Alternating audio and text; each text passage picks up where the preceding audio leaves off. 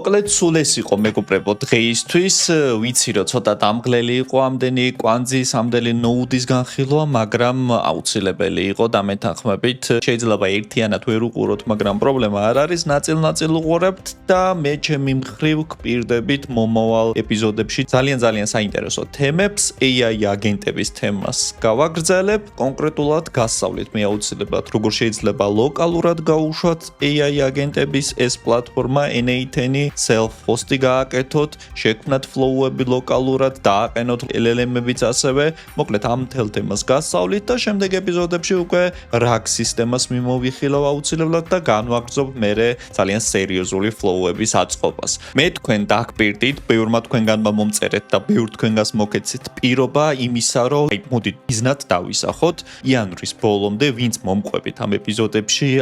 გარანტიას გაძლევთ უმრავლეს თქვენგანს, რომ დაიწყებთ AI აგენტების შექმნას და ძალიან ბევრი ინფორმაციას ისწავლით. უბრალოდ ძალიან მეგობრულად და ადამიანურად გთხოვთ, რომ მთელი ყურადღებით ჩაერთოთ ამ ტუტორიალებში და მომყვეთ, გააკეთოთ ყველაფერი. შემდეგ ტუტორიალებში უკვე რაღაც ახალ იდეებსაც დავამატებთ, თქვენ შემოგთავაზებთ გარკვეულ ქვიზებს, გარკვეულ დავალებებს, flow-ების თვალსაზრისით. საინტერესო იქნება თუ კი ჩაერთვებით ამაშიც, უბრალოდ მომყევით და ეს ამბავი შევასრულოთ და გავაკეთოთ აუცილებლად, რომ თქვენ დაიწყოთ თქვენი სამუშაო პროცესების AI აგენტური flow-ებით მართვა.